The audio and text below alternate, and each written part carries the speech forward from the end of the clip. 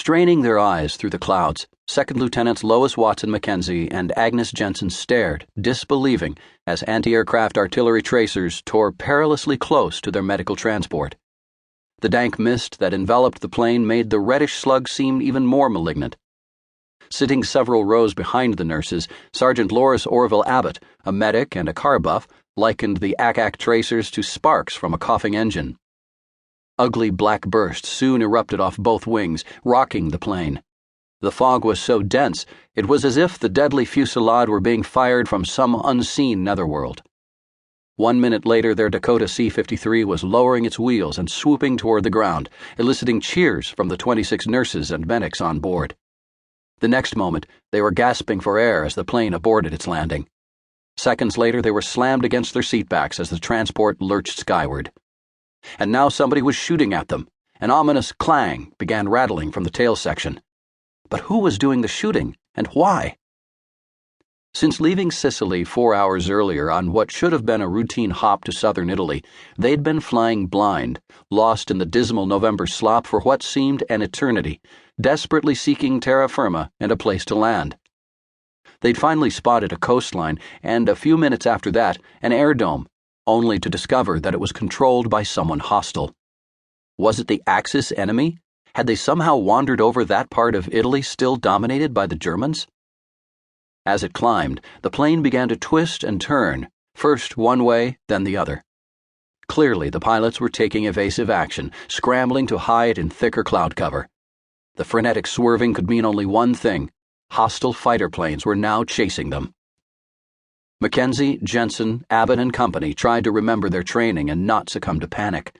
Jensen glanced across the aisle and saw a 19-year-old male medic shaking like a leaf. Before long, through a break in the clouds, they glimpsed craggy white mountain tops. They knew their fuel couldn't last much longer. These young Americans were, quite literally, trapped in the fog of war. Most of them would stay trapped for the next 62 days, unwittingly dragging into the mire the President of the United States, 2 Allied Special Ops agencies, the British Balkan Air Force, the 12th and 15th U.S. Army Forces, the USAAF's Public Relations Command, and hundreds of flinty Albanian partisans. The operation to rescue the Americans became so obtrusive, in fact, that SOE officers worried it was undermining their efforts to help the Albanian resistance eradicate the Germans.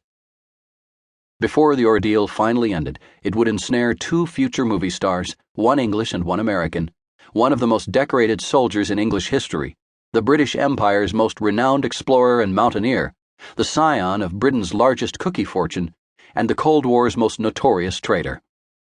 To spring the final group of Americans, Allied special operatives and their Albanian cohorts would concoct a subterfuge so audacious that it rivaled the Central Intelligence Agency's Argo rescue in Iran 36 years later. Fog is so pervasive throughout the classic film Casablanca that it's practically a member of the cast. Released in the fall of 1942, the movie was still new to the British troops hunkered down in Italy a year later. When the Tommies at one camp watched the climactic scene, when Humphrey Bogart's character, Rick Blaine, guns down the reptilian German Major Heinrich Strasser, played by Conrad Veidt, on a murky airport tarmac, the Brits hollered almost in unison, "Stretcher bearer!" Too many Allied stretchers were needed in the Italian campaign, and there weren't enough medics and nurses to bear them. Italy was, as the great American war correspondent Ernie Pyle wrote, a tough old gut. Its forbidding terrain lent itself to the diabolical warfare at which German Army Group C commander General Feldmarschall Albert Kesselring had become expert. Kesselring had convinced Adolf Hitler in the fall of 1943 to let him use Italy's mountains to wage a defensive brawl. He directed his men to detonate roads and bridges, fall back to high ground, turn and fight, then slip away to blow up more roads while retreating to even higher ground. For Allied soldiers, it amounted to a non-stop artillery barrage launched from one thorny summit after another. The Germans' Volturno line gave way to the Bernhardt line, which gave way to the Gustav line, and so on, as the Allies slogged through the increasingly miserable winter weather.